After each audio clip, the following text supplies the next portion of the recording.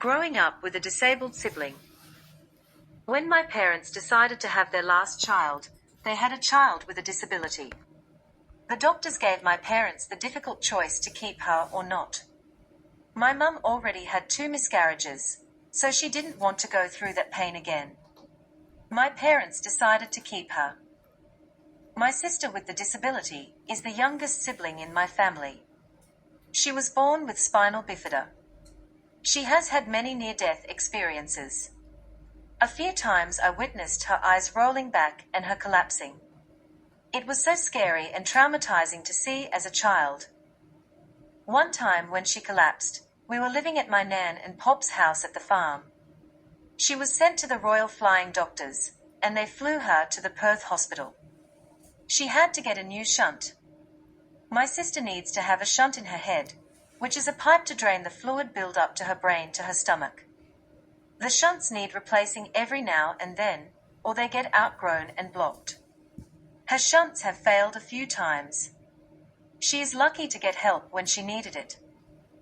All of us other siblings pretty much grew up going in and out of hospitals for my sister our whole childhood. I think we all have traumas from the things we saw her go through. Sitting in hospitals is no fun for children. My sister got a lot of love and attention from everyone. She is also very pretty and cute with curly hair and blue eyes with long black eyelashes, which made her get more attention. I resented her a lot because I was the ugly duckling outcast, brown-eyed straight-hair girl with fair eyelashes. I loved her though. We had a personality clash, so we weren't that close. Also, we have a 7-year age gap. I felt invisible in my family and around relatives. Everything revolved around her. She got gifts, lollies, and attention. My nana on my mum's side loved her so much. I went up to my nana to ask her something and she told me to go away. She's talking to my sister. That really upset me, and I cried. I didn't get to see much of my relatives growing up because my parents traveled all my childhood. So, to be told to go away was really traumatizing. It destroyed my self-worth in a way. My sister got separate meals to the rest of us kids. She got junk food and nice food while we had to eat what we were given. She was spoilt and she was the baby of the family. Daddy's little girl. I didn't look pretty compared to my sister. I look back at my old photos and I don't look ugly at all. I was just made to feel that way by my family. I was a cute girl. Why was I treated like an outcast? My parents used to say they love all of us equally, but they didn't act like it. They spoilt my sister and loved my oldest brother. They treated the rest of us invisible. My oldest brother also has blue eyes and black eyelashes. He has girly eyes which obviously my parents like better than their brown-eyed children. I hated waiting in hospitals for my sister. We had to get up early, go for a very long drive to the children's hospital at least every 2 weeks. We would be there all day, even 2 days. We would stay at relatives' houses or hotels. I would go to the Starlight Room and play games on the Xbox. It got so boring going to hospitals. I also had a germ phobia when I was little. I used to hold my breath around patients. I got bad feelings in the hospitals because of the germs in the air. I thought I was going to get sick. The phobia all started when my brother licked a knife and dipped it into a Nutella jar, then Dad taught us about germs. After that day I became terrified. Even as a teenager, I would hold my breath if someone was talking to me close to my face. I also wasn't a fan of tongue-kissing guys as a teenager. It felt so disgusting, and I felt like vomiting when I tried kissing that way. All I could think about was all their mouth bacteria mixing with mine. Me and my brothers have witnessed my sister go through so much. One time she had to get her tendons, ankles, cut because her tendons were too tight, and her feet were not flat. We watched the doctor take her casts off, which was terrifying. The doctor used a grinding tool to cut them off. It looked like it was going to go through her foot. It's a special tool that doesn't go through skin. It was scary to see as a kid. One reason I'm scared to have my own kids is because of my sister. Mum had to take care of her constantly, and it was a burden to her. Mum had no help, and it caused so much anger and tension in the home. The fact that Mum had 2 miscarriages and a disabled child means that I have a 20% chance of having a disabled child. I don't feel as strong as my mum to have that responsibility for 18 years of my life. Also, I feel like I need to learn to trust men more because I can't trust my own dad around kids. My oldest brother has had kids, and they are healthy and beautiful. So that gives me some confidence in having them one day. I haven't met his kids and probably never will. The long-term ex and conflict with my dad. My ex and I met at a workplace at a major retail store working in the same department. At first when we just met, he was putting me down, bullying me, and he made me cry. I was only new in the department, but I was good. I was a quick learner. That bothered him, and he wanted to assert power over me. He was so negative about everyone else's hard work. He apologized and he invited me to his house to watch his Japanese comedy shows. Then we started going out with each other. I resented Japanese girls because I found out he had a fetish for them. I moved in with him and his family after a few weeks.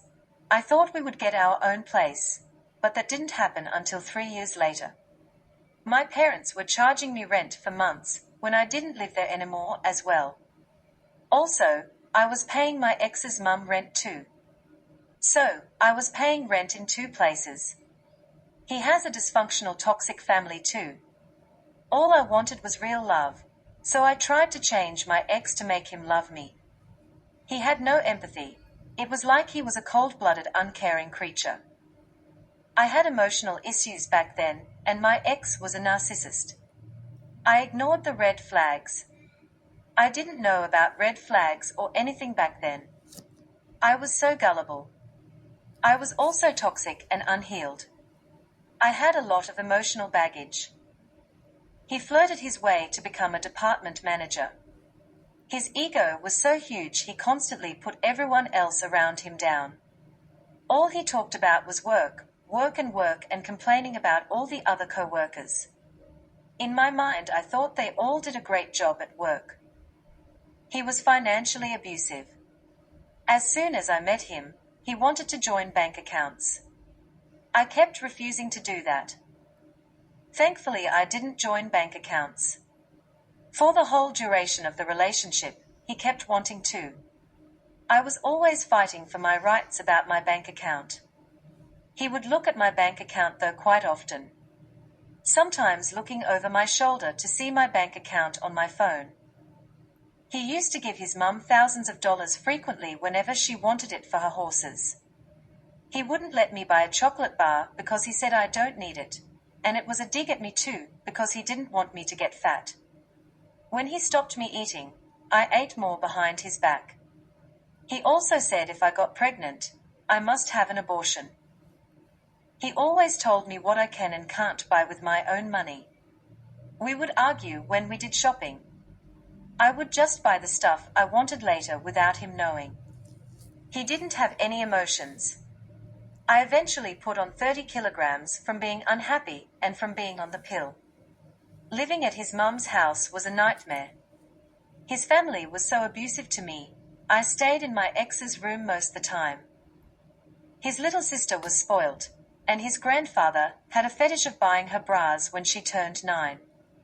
She was just a kid, and it triggered my trauma of my own dad. The ex's sister told a teacher at her school that her grandfather sexually abused her. It all got swept under the rug. She was forced to apologize and forced to say that she was lying. I believe her though. Her grandfather was a creep. He was staying in a granny flat on the same property as my ex's mum's house. It was joined as one lot. 2 houses on one lot. She used to stay over in the granny flat after her grandmother died.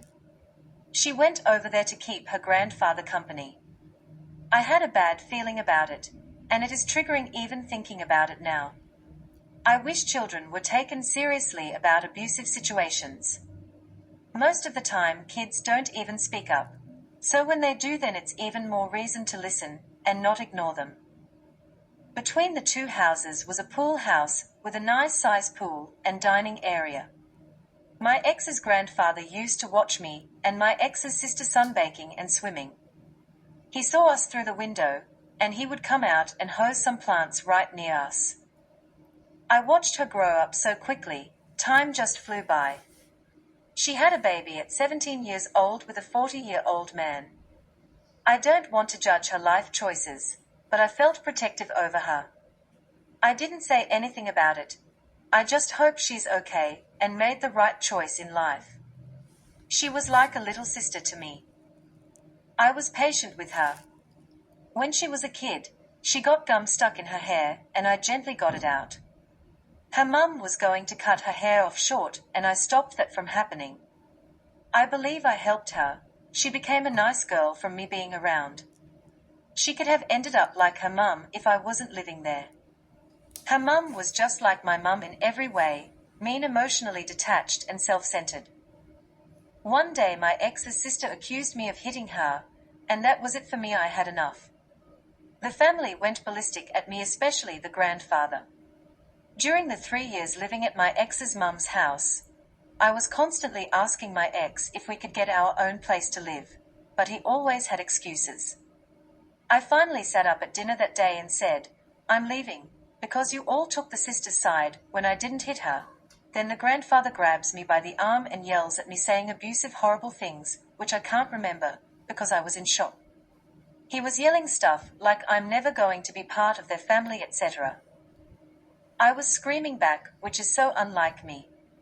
I was screaming from the pit of my stomach, saying all kinds of things. My hands were trembling, and I was hyperventilating and almost having a panic attack. I wasn't used to being that overwhelmed. My ex didn't want me to leave, so he finally decided to rent a place with me despite his family trying to stop him.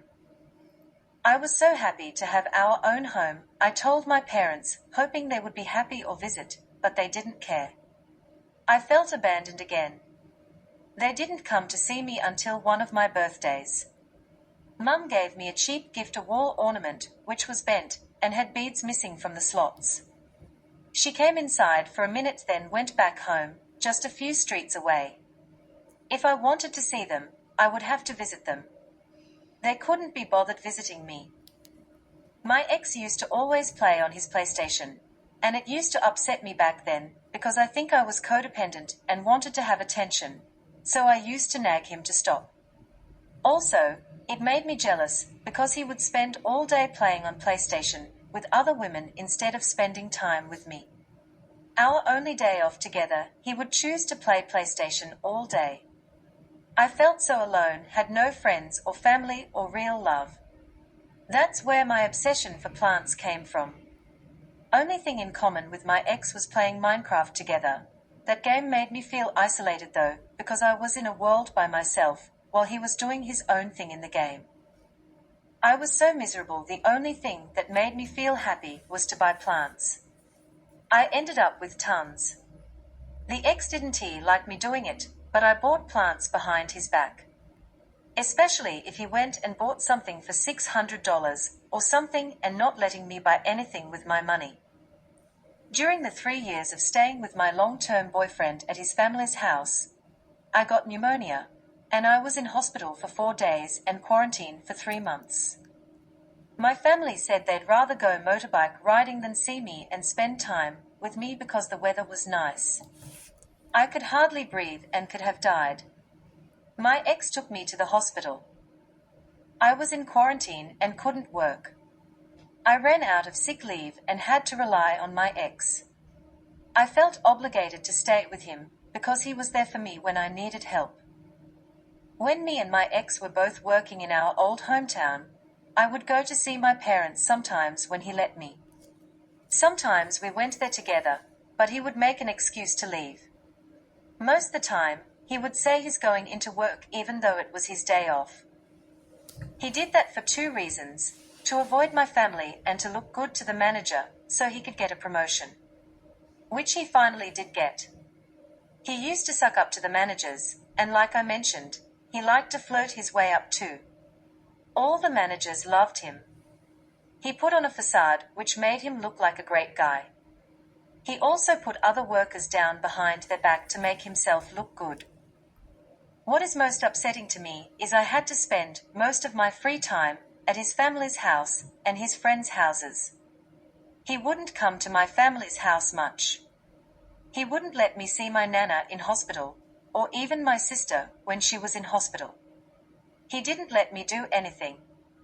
I couldn't even eat in his car, because he said I would ruin his car, and right after he said that he ate a sausage roll, which put flakes everywhere. I had to be invisible, or I would be treated invisible. It took a long time, after leaving him, to teach myself that I am worthy and I am not invisible. I am a totally different person now. I'm a lot stronger and wiser. It felt weird not being someone's shadow after I left him, and I learned to know thyself. One reason he didn't get along with my dad is because once we went to visit my parents, and my ex tried to hack into my dad's computer. I was telling him to stop, but he didn't listen. Dad walked in and started yelling at both of us. My ex acted like a victim, saying Dad was treating him like a 2 years old. My ex took it out on me and gave me cold shoulder too. My dad flipped out and overreacted as well. I think it's because he stored tons of photos of my sister on there. He used to just sit in front of his computer staring at her photos saying, "Wow, she's pretty. Pretty princess." I watched him just flick back and forth through her pictures.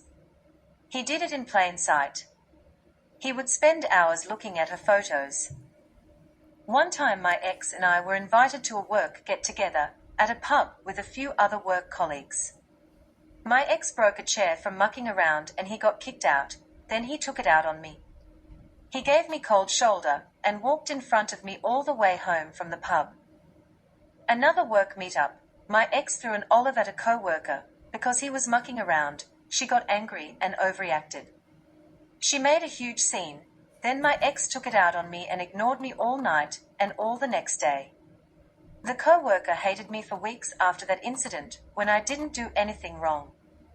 The weird thing is she started talking to my ex again, but not me. He had a way of turning people against me. Before traveling across Australia and moving to Melbourne, I gave $1,000 to my ex as a gift.